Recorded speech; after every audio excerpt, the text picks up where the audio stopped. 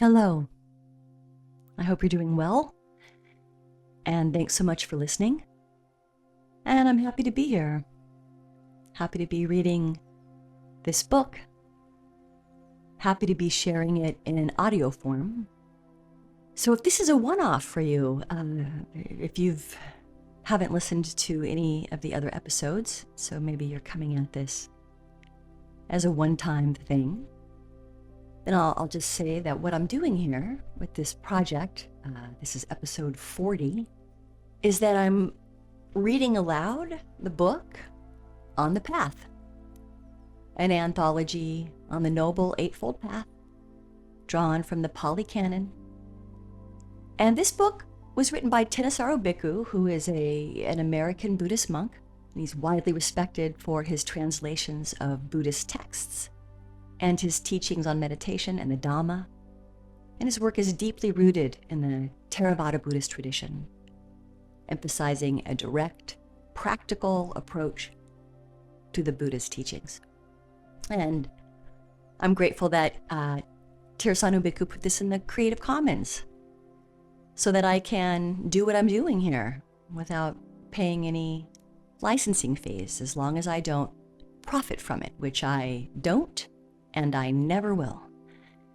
And if this is a one-off for you, then you might be stunned to discover that I am still in right view, which is I'm loath to say the first, because my understanding, and again, as noted, the Theravāda tradition is really primarily looking at the Pāli Canon, which historically, and I believe that there's argument around this, and I don't know what those arguments are. I'll just say that I believe, from my understanding, is that it's the oldest that we know of written text. Buddhism was an oral tradition, which is why, if you have the digital or paper version of this book, which is a free book, I might add. I don't know about the paper version, but I know the digital version is, and you can find a link to that in the comments, or rather the description of this video below. I'll also say that I leave my comments off. And if you want to find out more about why I've chosen to do that, maybe listen to some more episodes or keep listening. And you will come to understand it for yourself just by listening, if you choose to listen. So I'm still on right view, which is outlined first in this book, and the Eightfold Path, the rights, maybe listening to other episodes or listening to other people who are much more qualified to talk about this than me, because they're ordained and know these texts. Remember, I use AI to assist me here. It's not first right view. The Eightfold Path, the rights, they work together. It's the Eightfold Path, and I realize, we hear a path, and maybe the mind quickly wants to jump to, well, first I need this step, and then I need that step, and then I need that step, and then I need that step. And again, here's where I may be speaking out of turn, because I am not ordained. I'm not a scholar. So I always encourage you to fact check me on this, because, when it comes to getting into the weeds, I rely on AI. And AI is fallible. I rely on a couple of different AIs that I kind of fact check against each other. But, this is a robot that's trained on everything that humans have compiled. But, I don't know to what degree anyway, I don't want to go down the AI train, okay? I think there's enough of that in the media as it stands. But I'll just say that, remember that I am a lay practitioner, and I have not been exposed to deep teachings in quite a while. And it's actually why I returned to this book. My family's in a deep transition right now, and so I've been reluctant and hesitant to seek out a sangha, a community in Buddhism, a community. But I'm looking forward, to finding one that's a good fit to use discernment, At any rate, for now, this book is my sangha.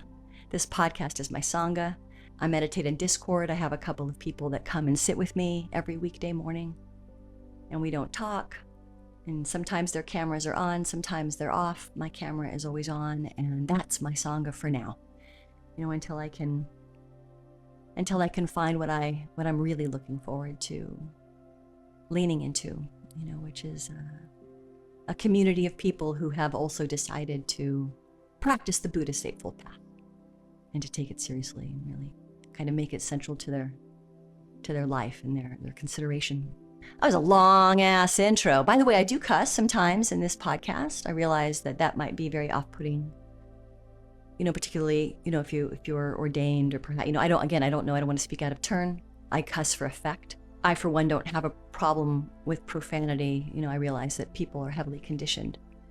And so I try to be careful and mindful, but, sometimes I actually don't because I don't think that that's what's needed.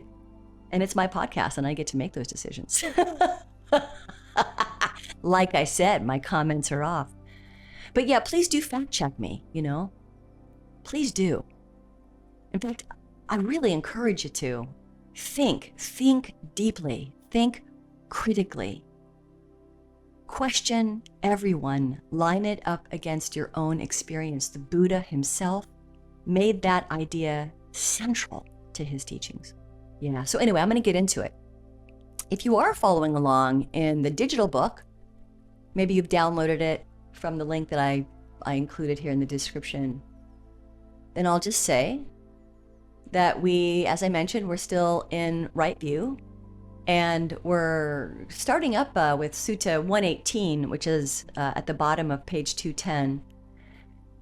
And yeah, this might be a good point to pause here if you haven't listened, and if you start to listen now and you're like, I don't really know what's happening, I might, encourage you to maybe go back and just listen to the last, 10 minutes or so of the previous episode so that you have a context for where I'm picking up now.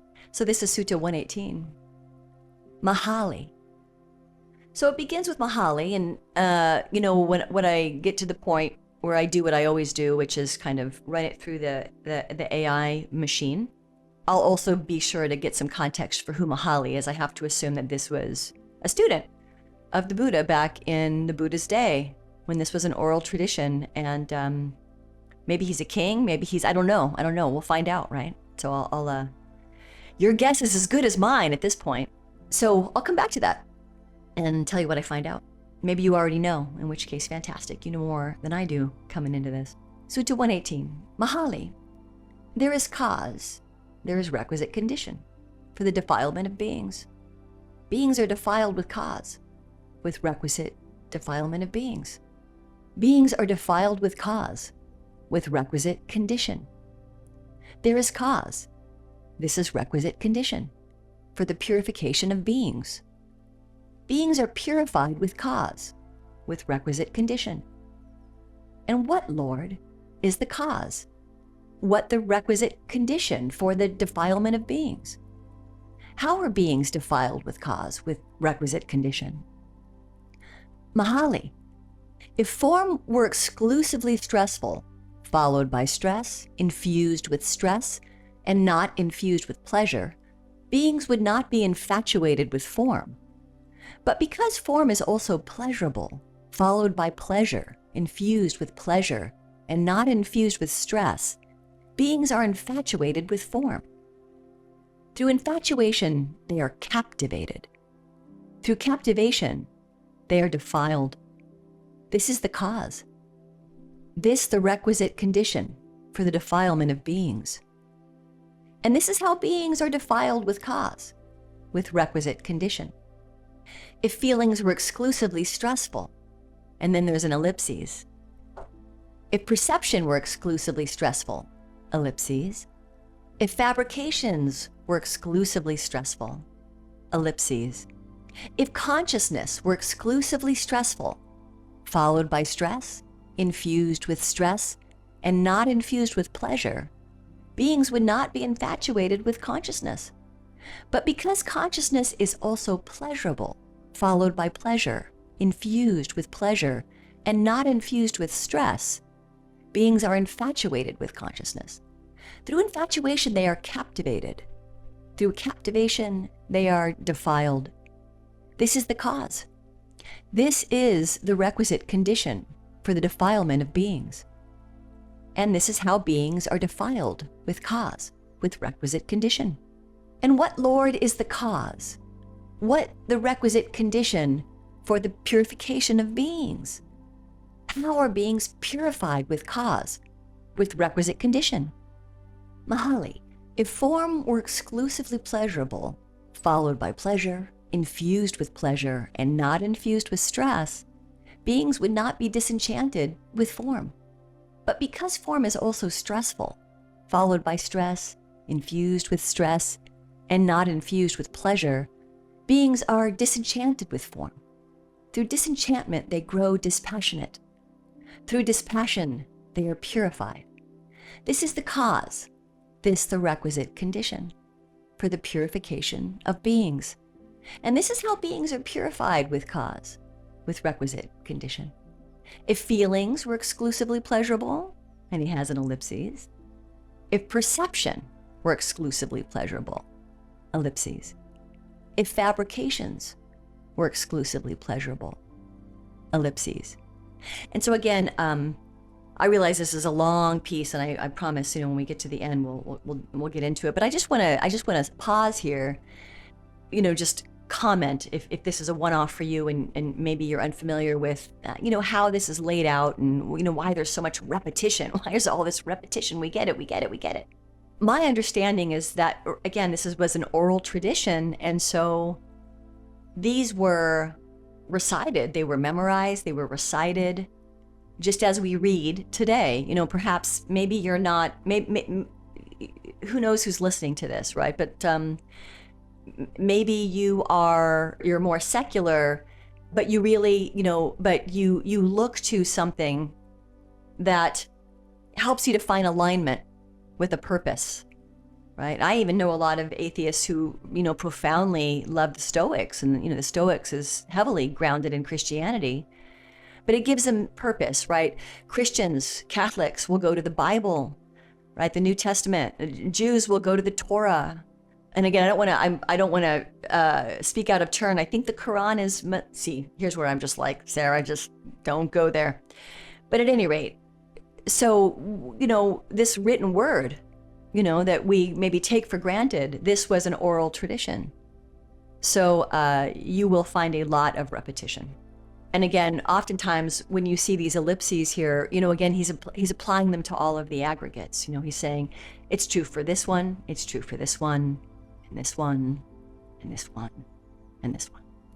So just want to pause and kind of, that's what I have learned is going on.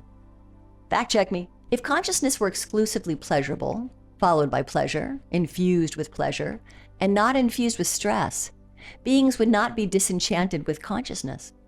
But because consciousness is also stressful, followed by stress, infused with stress, and not infused with pleasure, beings are disenchanted with consciousness. Through disenchantment, they grow dispassionate. Through dispassion, they are purified. This is the cause. This, the requisite condition for the purification of beings. And this is how beings are purified with cause, with requisite condition. And that comes from SN 22:60. And so I am going to go do what I do and use AI to assist, and definitely want to be very transparent about that. So yeah, YouTube's a big place. There's a lot of ordained Theravāda. Well, I don't want to say there's a lot. There's a growing number of monks and nuns ordained in the Theravāda Buddhist tradition that have YouTube channels, and they understand this text much more profoundly than I do, and they can penetrate it without needing AI. All right, so I'll be back. All right, I'm back. And yeah, every time I read this, it's very nostalgic, because I go in and I look at what AI has to say about it, and I remember my exposure to these ideas a long time ago. That makes me feel very nostalgic. So I think what I'll do here is I'll just tease out what Robot had to say about this sutta, and then try to put it into context that might feel accessible. And so we have been talking about the aggregates and dependent origination, for the last couple of episodes. Huge part of right view. Huge part of really penetrating the idea of the Four Noble Truths, I would argue. Really, this sutta, to my view and a robot's view, again, we're working together here because I'm trying to create analogies that we might feel accessible in modern times. So really, this is about how the aggregates and our relationship to the aggregates are a double-edged sword. Even if you don't have a lot of exposure to Buddhism and you live in the West, many people may have heard the idea of, Buddhism equals the middle way, the middle path. So what does that mean? What does that mean, the middle way? The middle of what? And what's so interesting to me about this is, and I don't want to talk too much about this, I'll just say if you really want to hear about it, you can check out my Substack where I actually put this into a different format to talk about archetypes and my relationship to the tarot. Yeah, you heard me. It's quite antiseptic, so that may or may not offend people, I don't know.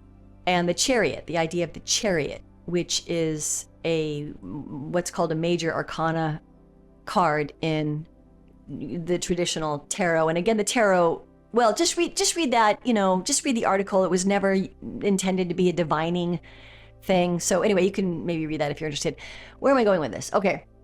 What the chariot's about, what it represents from an archetypal perspective, is that you have this charioteer. That's you in your life. And, in my life, I'm the charioteer. And again, I realize, we'll make up your mind, Sarah, is there a me, my, I, or isn't there? And understand that we live in the world, right? We have an ego. These are actualities.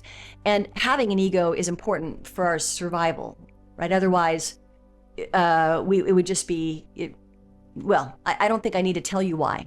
So the double-edged sword of the aggregates, the double-edged sword of the charioteer driving their cart, is that what's hauling the cart.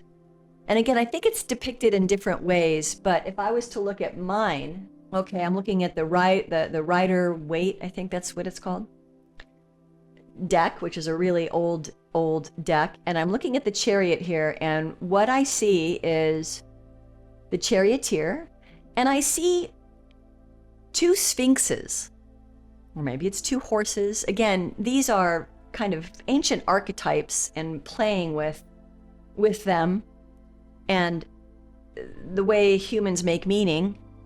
So, maybe they're depicted by something else in different decks. I have no idea. But here, they're two sphinxes, and they're both yoked to the chariot, but one is going one way, and the other one is trying to go the other. And in the card that I'm looking at, they're looking at each other, which I think is pretty hilarious. Like, what the WTF? What the fuck, man? I told you, I cussed. So, can't you relate to that, though? To my mind, the chariot here represents what the Buddha is talking about with the double-edged sword of the aggregates. Because what he's saying is, and not exactly, it's not a perfect metaphor, okay, but I'm going to do my best with the logic I'm trying to make here, using the archetype of the chariot and the charioteer and that relationship.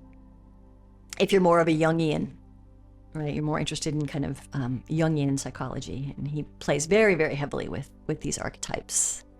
And they exist, all over the world. I think we've talked about that, that different kind of archetypes represent different things to different cultures, and it's very much a sociological and anthropological project, So here he's saying we have these aggregates, they arise, feeling, perception, fabrications, consciousness, etc. And they each of these contain both pleasure and stress. I'm going to use the word stress. Some people use the word pain.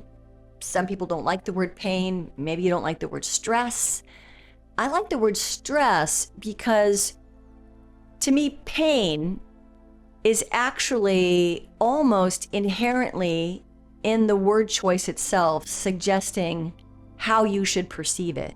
And that would be counter to Buddhism. So I'm going to use the word stress because we can all identify with being stressed in our lives. And how, and maybe or maybe not, and again, it depends on how much you practice, I would argue. If you're Buddhist, are you meditating every day? If not, why not? Then you'll start to notice the stress in the body / mind. So we can get really hooked and we can really crave the pleasure. Pleasure in form. We can become addicted to porn. We can become addicted to sex. We can become addicted to love, right? We can become addicted to substances. Again, you hear me talk a lot about addiction in this podcast and my relationship to addiction and, you know, how addiction can be inherited or the propensity, right? And again, you know, you don't have to take my word for any of this. Just go and, you know, look at neuroscience, look at science. Hopefully people still find science useful. My God, I hope so. It can be really pleasurable, right? We can even stay in situations that maybe are harmful to ourselves and or others, our children, our neighborhood, our society. But because of what being complicit in those gives us, feeds us, maybe it's money, maybe it's social belonging, social acceptance. We really want that, want, cling, want. We'll do anything to hang on to. This can go really deep, right? Turtles all the way down. At the same time, the aggregates also contain incredible stress in our, and again, I think that's why people use the word pain, because it does hurt. It hurts like hell. And again, you know, I've talked about, you know, my path from, I don't want to say nuts because I'm still alive, but from soup to nuts, just meaning where I began back at when I was 21, fresh out of the army, power binging on 10,000 calories a day, to where I am today. You know, it wasn't just Buddhism that did a lot of healing for me and a lot of other things. And Lord knows if you're into that word, and if not, you know, okay. I'm not perfect by any measure.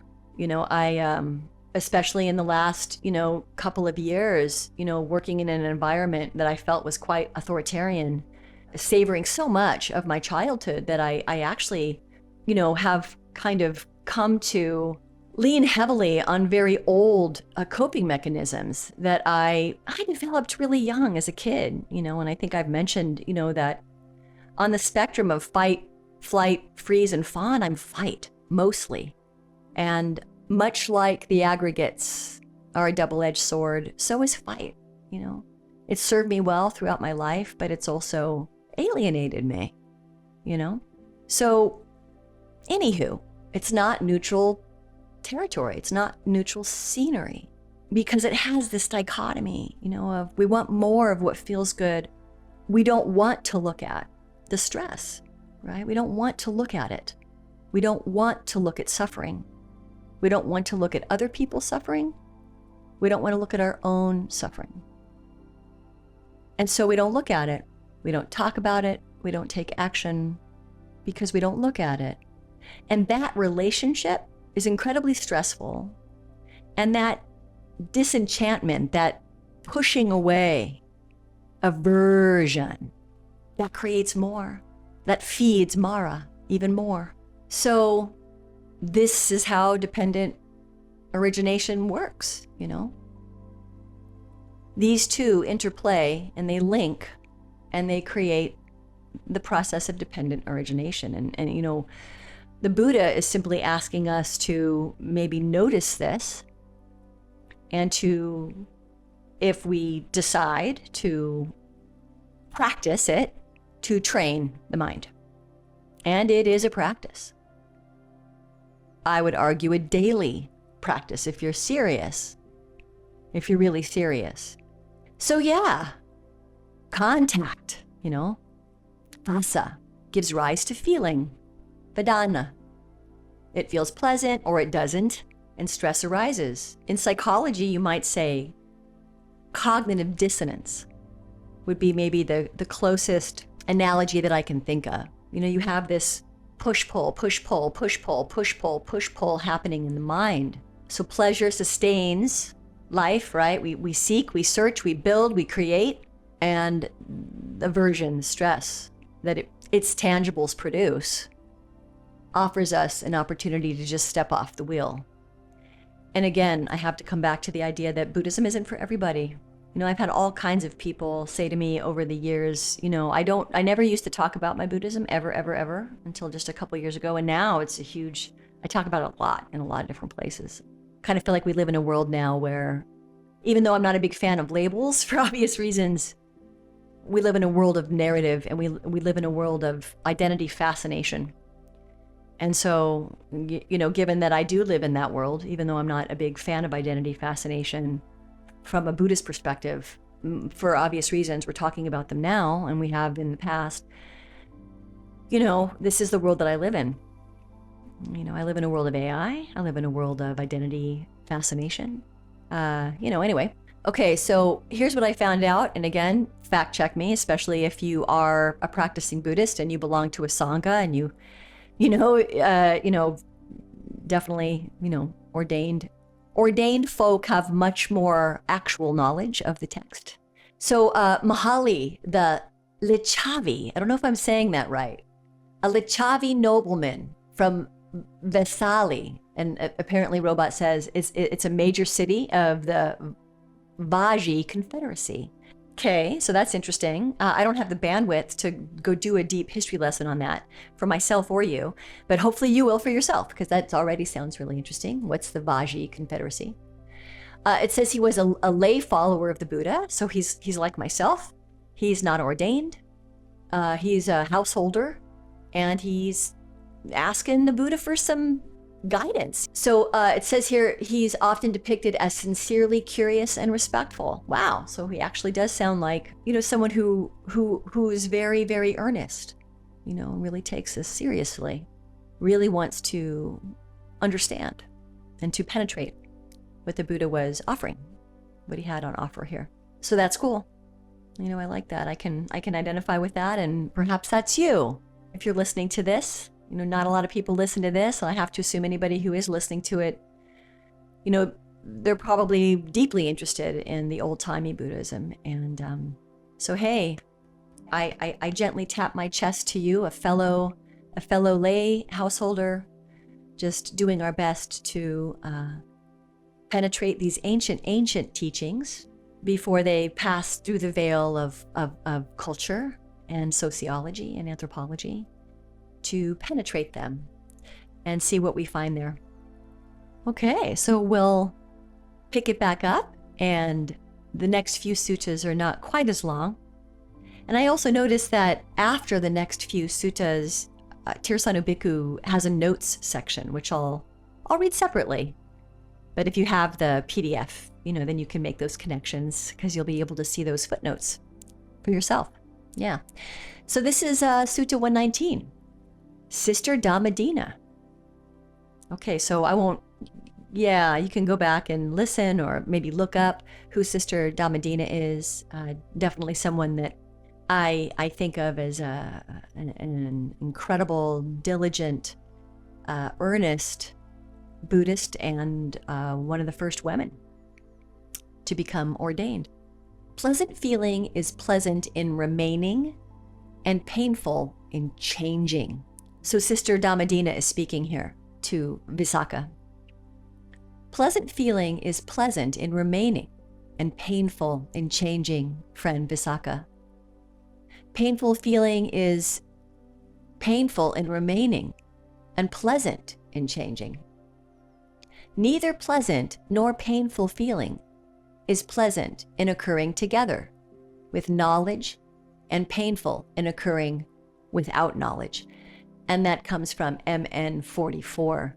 And so, you know, this simple sutta here is reiterating that all of these feeling states that have previously been discussed, they're fundamentally impermanent. So the pleasure that we feel turns into pain. How? Because we don't want it to end. We don't want it to end. We don't want it to be different. It feels so good. We don't want it to end. We don't want it to change. We like this. And pain can turn into pleasure. So how can pain turn into pleasure? Because it ends, right? If you've ever experienced a breakup with someone, a friend, a lover, a spouse, a child, parent relationship, if you've ever experienced a death of a loved one, well, depending, right? I mean, depending on our relationship to it and how profound it was for us, it's incredibly painful. But in time, the pain ends. You know, if you stub your toe, well, that pain's going to end a lot more quickly than losing your child. And that pain may always be there, but it will change. It will grow nuanced. It'll feel less annihilating. And I want to be careful here because I don't have children and I've never lost a child. So I can't even begin to imagine how awful that must be. But I think if you consider your own life, it does change pain. It is impermanent, unless we're clinging to pain, you know, because it's giving us something. But, you know, again, this is like really hardcore human psychology to my view, Buddhism, but I don't want to go off the rails too much. But yeah, and then, you know, there's also a neutral feeling, just sort of a restless, can be, or can be relief, which can, you know, turn into complacency. There's all of these are psychological phenomena, right, that are kind of transpiring below our conscious awareness, contingent upon our fabricated conditioning. You know, the more metacognition you can develop for yourself, the more you can see this playing out in yourself and in others, you know. Again, I'm not judging here, as I'm always the first to admit, you know, I'm not awake. You know, work in progress here. So, yeah. That's kind of my take on that, you know, my understanding. But again, you know, that's my understanding. All right, I'm going to move on to another sutta here. This one's a little bit longer. Sutta 120. Monks, any contemplatives or Brahmins who recollect their manifold past lives all recollect the 5 clinging aggregates, or one among them. Which 5? When recollecting, I was one with such a form in the past. One is recollecting just form. Or when recollecting, I was one with such a feeling in the past. One is recollecting just feeling. Or when recollecting, I was one with such a perception in the past. One is recollecting just perception. Or when recollecting, I was one with such mental fabrications in the past. One is recollecting just mental fabrications. Or when recollecting, I was one with such a consciousness in the past. One is recollecting just consciousness. And why do you call it form, rupa? Because it is afflicted, rupati. Thus it is called form. Afflicted with what? With cold and heat and hunger and thirst? With the touch of flies, mosquitoes, wind, sun, and reptiles. Because it is afflicted. It is called form. And why do you call it feeling? Because it feels. Thus it is called feeling. What does it feel? It feels pleasure. It feels pain. It feels neither pleasure nor pain. Because it feels, it is called feeling. And why do we call it perception? Because it perceives. Thus it is called perception. What does it perceive? It perceives blue. It perceives yellow. It perceives red. It perceives white. Because it perceives, it is called perception. And why do you call them fabrications? Because they fabricate fabricated things. Thus they are called fabrications. What do they fabricate as a fabricated thing? For the sake of formness, they fabricate form as a fabricated thing. For the sake of feelingness, they fabricate feeling as a fabricated thing. For the sake of perceptionhood, for the sake of fabricationhood, for the sake of consciousnesshood, they fabricate consciousness as a fabricated thing. Because they fabricate fabricated things. They are called fabrications. And why do you call it consciousness? Because it cognizes, thus it is called consciousness. What does it cognize? It cognizes what is sour, bitter, pungent, sweet, alkaline, non-alkaline, salty and unsalty. Because it cognizes, it is called consciousness. Thus, a well-instructed disciple of the Noble Ones reflects in this way. I am now being chewed up by form. But in the past, I was also chewed up by form in the same way. I am now being chewed up by present form. And if I delight in future form, then in the future I will be chewed up by form in the same way. I am now being chewed up by present form. Having reflected in this way, he, in my case she, maybe yours, becomes indifferent to past forms, does not delight in future form, and is practicing for the sake of disenchantment, dispassion, and cessation with regard to present form. He reflects, I am now being chewed up by feeling, perception, fabrications, consciousness. But in the past, I was also chewed up by consciousness in the same way I am now being chewed up by present consciousness. And if I delight in future consciousness, then in the future I will be chewed up by consciousness in the same way I am now being chewed up by present consciousness. Having reflected in this way, he becomes indifferent to past consciousness. He does not delight in future consciousness, and is practicing for the sake of disenchantment, dispassion, and cessation with regard to present consciousness. And that's from SN 22:79. And I know we talked about the idea of dispassion and disenchantment a lot last week, and how that can so easily be misunderstood, I think. And so much so that it can often, to my view, and I wouldn't argue just my view, can almost be conveyed as the opposite meaning of what it actually is in actual Buddhist view. But just to make sure that I'm doing my due diligence here, once again, I'm going to go run this through the AIs and make sure, at least through their valiance, that I get this right. So let's see if I'm remembering this somewhat correctly. I'll be right back. So I don't want to spend too much time here on this because, you know, all of these suttas are reinforcing and supporting each other. You know.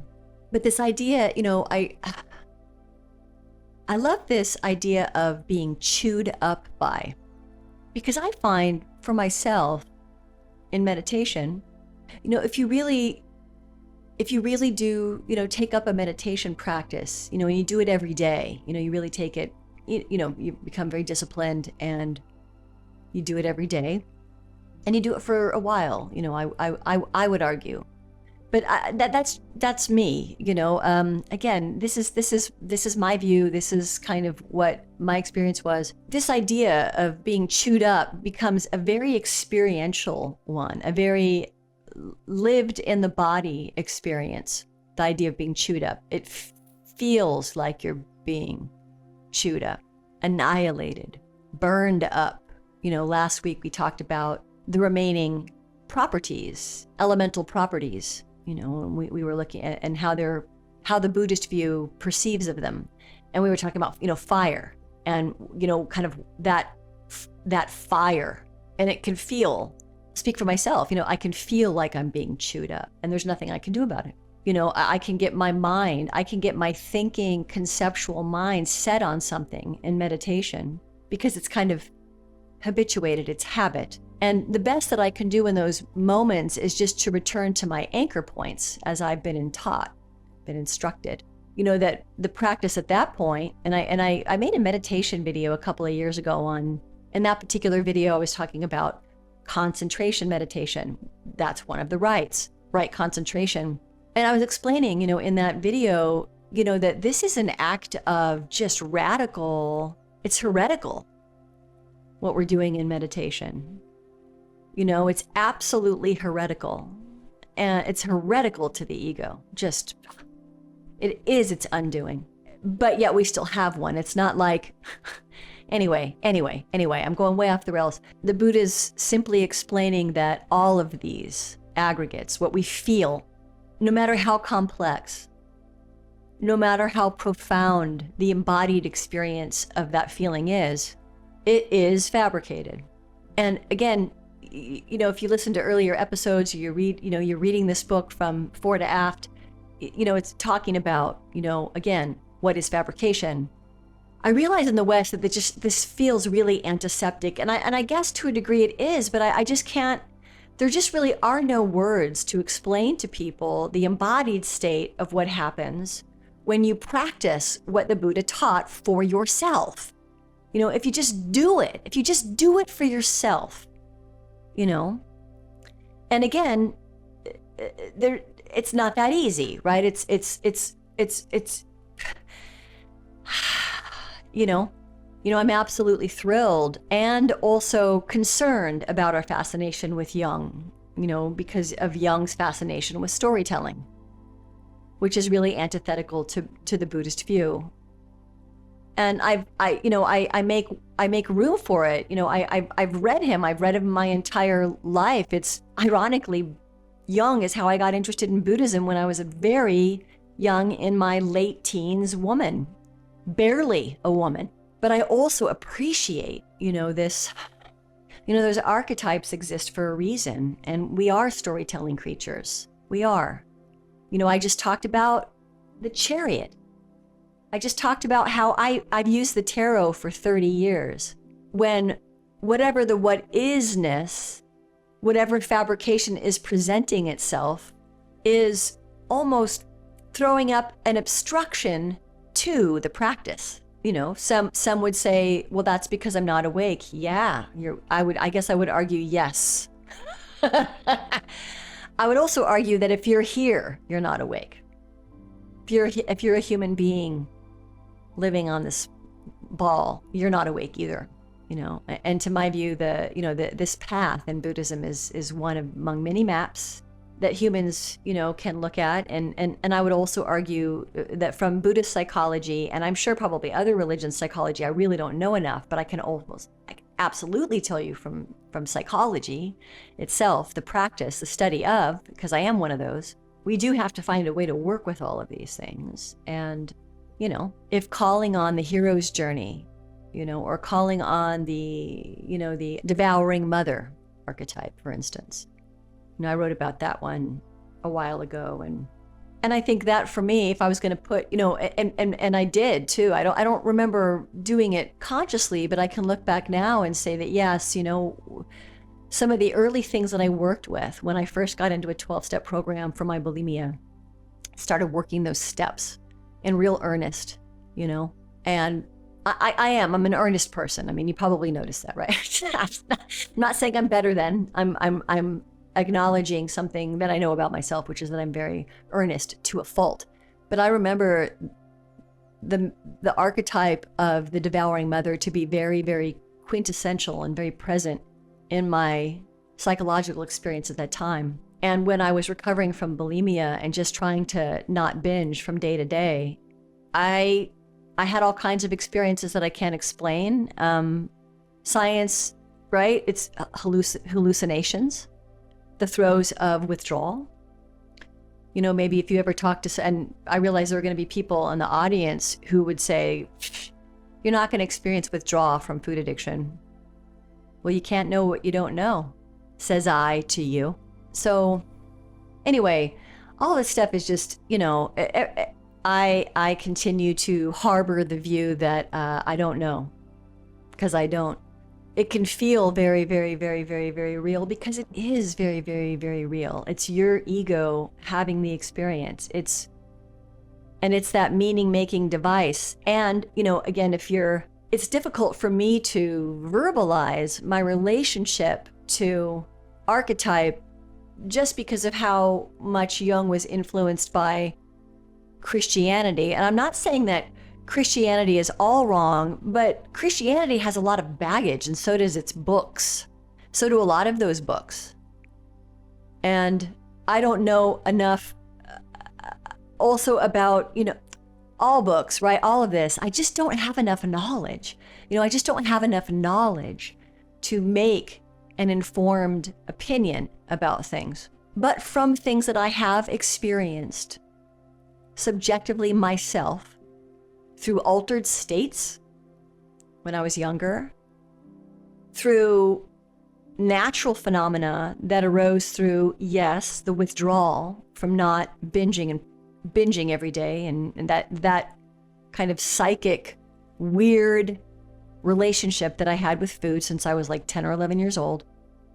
And then also through meditation, when I've gone on long retreats, and they have things in common, and that's not lost on me. That storytelling narrative mind, it's got to be important. I mean, to my view, it's got to be, but I also understand that that's not everyone's access point. And what's important to my view, as someone who practices working with the Dhamma, the distinctions between the teachings matter, because we are nothing more than fabrication. I hope that made sense. Oh my gosh. Well, I'm just going to keep on going. The Buddha taught that we have a body, we have feelings, and we have awareness, and all of it can really just chew us up. It can eat us up inside. It can annihilate us. And it's not because they're illusions and not really there, It's because we're mistaking them for truth. We're mistaking them. We're projecting onto them. We're solidifying them in our own mental construct, clinging to our stories about things to a fault, and it can chew us up. We can become addicted to our story. Our stories can become habituated, even when they keep us down, even when to do the opposite would emancipate us. We don't do it. So this is the real subtlety here. The very act of needing to be right or the other to be wrong, that very action, that very mental/feeling process, clinging to that outcome is what's producing the suffering. Really subtle stuff to my view here. Okay, I'm going to keep going. So here we go. Sutta 121. In seeing 6 rewards, it's enough for a monk to establish the perception of inconstancy with regard to all fabrications, without exception. Which 6? All fabrications will appear as unstable. My mind will not delight in any world. My mind will rise above every world. My heart will be inclined to unbinding. My fetters will go to their abandoning. I'll be endowed with the foremost dhammas of the contemplative life. In seeing 6 rewards, it's enough for a monk to establish the perception of stress with regard to all fabrications, without exception. Which 6? The perception of disenchantment will be established within me with regard to all fabrications. Like a murderer with a drawn sword, my mind will rise above every world. I'll become one who sees peace in unbinding. My obsessions will go to their destruction. I'll be one who has completed his task. The teacher will have been served with goodwill. In seeing 6 rewards, it's enough for a monk to establish the perception of not self with regard to all phenomena, without exception. Which 6? I won't be fashioned in connection with any world. My I-making will be stopped. My my-making will be stopped. I'll be endowed with uncommon knowledge. I'll become one who rightly sees cause, along with causally originated phenomena. And that comes from AN 6:102 to 104. Really, really bold claims here. And another really direct, extremely direct pointing at the necessity of relinquishing the I, me, my fascination. But again, I just want to make sure, that I do the best of a job as I can with this. So I'm going to go visit Robot, who we're all going to have to develop a little bit of humility around soon, because who already knows much more than we do, certainly when it comes to text. It's going to be a good lesson for all of us.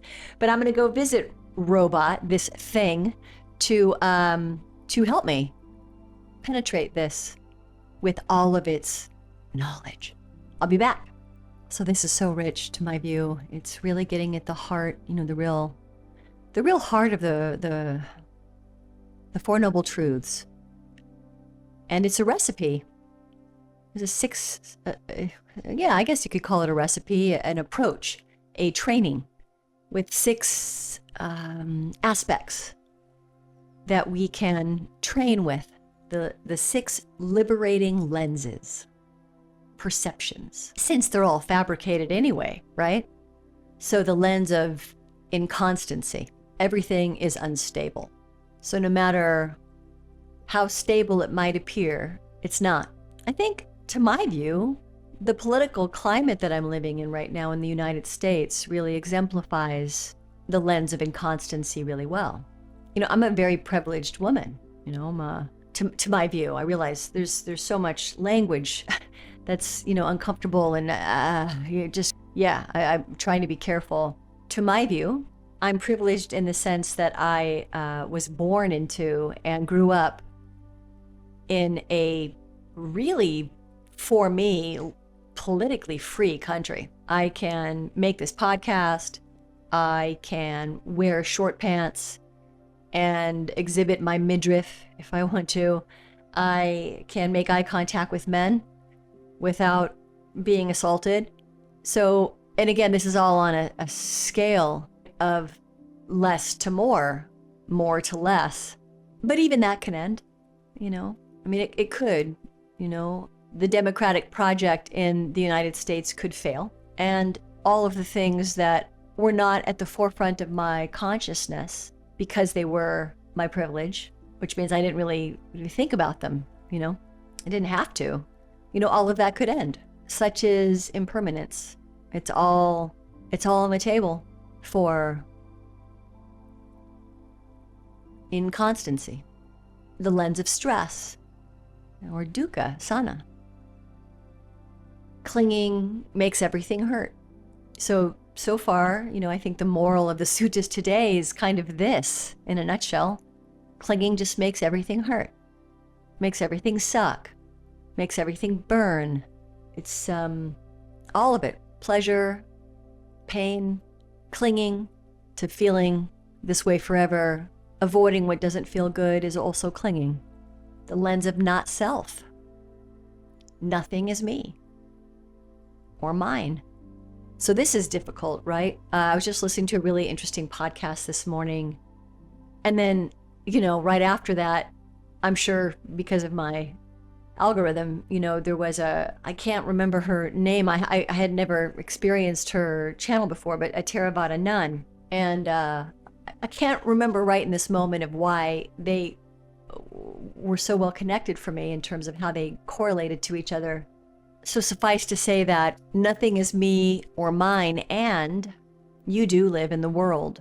You do live in the world with other humans, most of which are not trained, and most of which are operating vis-a-vis their very fabricated, unacknowledged, unconsidered state, for good or for ill. So I realize this is a really slippery slope, this idea of there is no me, there is no mine. But I think it's a slope that needs to be examined very, very closely. I saw on same YouTube feed, right? It was a short. I don't really watch those because they just kind of freak me out. They make me feel weird. So I just But this one caught my eye because obviously it was deliberate. They deliberately, we used to call this product placement. He deliberately put this book in the foreground of the video so that we could see it. And it was something like, well, it was tying together the idea of having faith in God and arming yourself, getting ready to fight with arms. Pretty big difference between Christianity and Buddhism here, definitely a very different way of looking at ethics and a different way of looking at what fabrication really means, the flip side of it. Or maybe not, maybe destruction is what is wanted. That is what is wanted. In Buddhism, we're discouraged from developing those desires, to harm, to hurt, because to my view, you just can't really get anywhere but more violence from there. But I also appreciate that violence is an activity, it's an action. Again, going back and looking at fire, and it gets shit done. We can't really know what kinds of shit it's going to get done. We can't really know what kinds of karma it's going to feed. Just like I'm sure that the shooter of Charlie Kirk had no idea what he was unleashing. Or maybe he did. Some people have a conspiracy. It's all out there, right? It's all phenomena arising. At any rate, I realize that the idea of there is no me or mine is really complicated. I think the only way that anyone ever will be able to really understand that is vis-a-vis deep meditation, so that you can experience it subjectively. Or maybe, and again, yeah, I'm going to say it, and I'm going to say it because it's legal now. Maybe if your insurance covers it, which hopefully, I'm going to say hopefully one day will, you can maybe go see someone who's trained in it to facilitate or be your guide, just like the ancients do it. And, take a look at some of the scientifically regulated, work around hallucinogens that actually can help you have some access to what's being described here. Because how can you feel this if you can't feel this? You can't manufacture, just like you can't manufacture loving someone that you don't love, or can you? Right? The Buddha is saying, actually, if you can really see that there is no self, which I would argue you can only see for yourself through some kind of gate. Yes, for some it's meditation, for others it is, some kind of a hallucinogen. And others believe that that gate is in and of itself the Antichrist. It's all on the table, it's all phenomena arising. But at any rate, I'm going to keep on going. Good stuff. The lens of abandoning. So this too can be put down. What can be put down? Anything and everything. It's all phenomena arising. Some people don't want to put it down. They've chosen a different path, not the Buddhist path. Some really want to put it down, but it feels completely inaccessible to them. Addiction. Some are in denial that they're clinging to anything at all, yet they can't control their own behavior. They can't tap into peacefulness, to contentment. So that can't be true. So we can train in abandoning. We can train in putting things down. One thing I decided to do for myself, again, this is no judgment, it's just something that I decided to do for myself a while ago, is that I use an app to time my meditations in the morning. And I realize not everybody supports timing right on, everybody's got a different life, a different schedule, a different needs. So I time mine for myself, and I use a very popular meditation app that's very well known, very popular. And it's very, gamified. Most of this tech is. What I decided to do for myself is I decided that as soon as I was done with my meditation, the timer will go off and a little message pops up on the screen that says, do you want to save this or do you want to discard this session? And I discard the session every time. And to my view, it's actually an act of practicing this liberating lens of putting it down, the need to be a fancy meditator who meditates every day, or the need to have any kind of outside. I'm not saying it's wrong to do that. Not at all. Not at all. I think that I live in this, very kind of Judeo-Christian Abrahamic culture where everything has to be placed on this dualistic line. I think that's why we're so fascinated with our stories. We need there to always be a good guy. We need there to always be a bad guy. It's really dualistic. And I think it's really hard for people in the West to just see outside of that there's another possible way of viewing reality that is not dualistic. I guess for those people, you're just not my audience. I wouldn't even begin to know how to talk to you, other than to say that I hear you. I recognize that that is your framework, and I respect it. It doesn't make sense for me personally. It's not what I picked for myself, but I also see the good that can come of a dualistic framework with lots of caveats, yeah. This too can be put down. Our rage, our righteous rage and hatred that we can psychologically convince ourselves is acceptable is how we got to the very thing that we find unacceptable. So it's just a negative feedback loop that you're participating in. And I think to my view, to a Buddhist view, because it's not just my view, I'm Buddhist. And so to Buddha's view, we're participating in a negative feedback loop. Either you want to or you don't. And that sounds very dualistic, right? I guess on that level, I suppose it is. But no one's judging you. It's just either you're suffering or you're not, you know. Anywho. And then the lens of dispassion. So, you know, things fade, they cool off. You know, a really good example, and this is going to be the last for the episode, because I'm coming up on the end of the hour here, and so I like to try to get out around the hour mark. Last week was pretty out of control. But, you know, to me, this whole podcast is a testament to this idea for me. When I started this, I was in a really different psychological place. You know, I just quit a job that had become untenable, and I wasn't taking care of myself, and I had forgotten how to apply Buddhist practice. But also I would argue that when you have a choice, I would argue that the Buddha would recommend that you discern. Know when it's time to get the fuck out, is where I'm going with that. So I was in a really different headspace. I was angry, I was resentful, I was bitter, very disillusioned. But, you know, a lot's changed since then. I've softened through training, seen my own mistakes, my own errors, see which ones that other people might have perceived of as mistakes were in fact mistakes from my view. And some are not, to my view, mistakes. They're quite deliberate. I can be very direct. I can be confrontational, but only to someone who's not used to hearing a different view, you know? So I don't know, it's all in a spectrum, you know what I'm saying? But some of us, maybe you're a fawn, or flight, freeze, fawning, people pleasing, right? So for you, perhaps what I'm talking about doesn't relate, you can't relate to it at all. Maybe you've never even allowed yourself to experience what real rage feels like. Maybe you've never actually experienced in your body what fire feels like. Rage, rage, rage, devouring rage. So yeah, you know, this idea that we can cultivate the lens of dispassion to cool off. And for me, you know, that means training, not letting myself off the hook. You know, I think I mentioned that I'm bringing in a Kundalini yoga kriya at the beginning of a meditation. It's called the liberated heart. At least that's my understanding of the English translation. Doing it very deliberately to cool my own heat off. You know, it's a training, and it helps. And what also helps is my removing myself, you know, from things that don't feel like good vibes, right? We hear that word around everywhere right now, right? We got a vibe, you got to find your vibe. Your vibe is your tribe, and all these other things, right?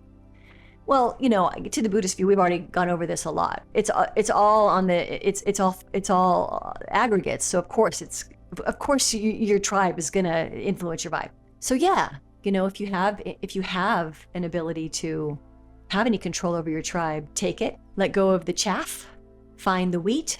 And this doesn't mean that you're cutting. You know, what I mean by that is, it's not like you're just cutting people out of your lot.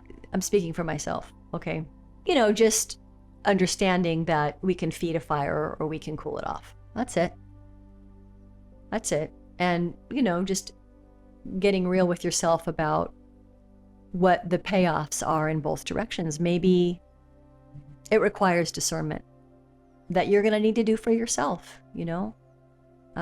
We live in a time where humans are tribal anyway, you know? And I realize that some people are very pro-tribal. I'm not, you know? I'm a psychologist. No, I'm not. I'm not pro-tribal. Tribalism it's also quite dangerous for you tribe-loving people out there. Tribalism is also incredibly dangerous. So don't keep blinders on. We've had psychology in America for way too long for people to act like it doesn't exist, that we're not privy to it. So anyway, on a certain level, you have to decide in your own practice whether or not you want to feed it or you want to cool it off. And speaking for myself, I don't want to participate in a negative feedback loop because I chose to walk the Eightfold Path. So you do you. Thank you so much for listening. I'm going to wrap this up now. And yeah, still quite a ways to go. I'm not right. I picked a path and I'm happy with it. Makes sense to me. And this is part of that practice. And I'm grateful to those of you who listen. And I hope that it feeds you in some way. And take great care of yourself. Bye.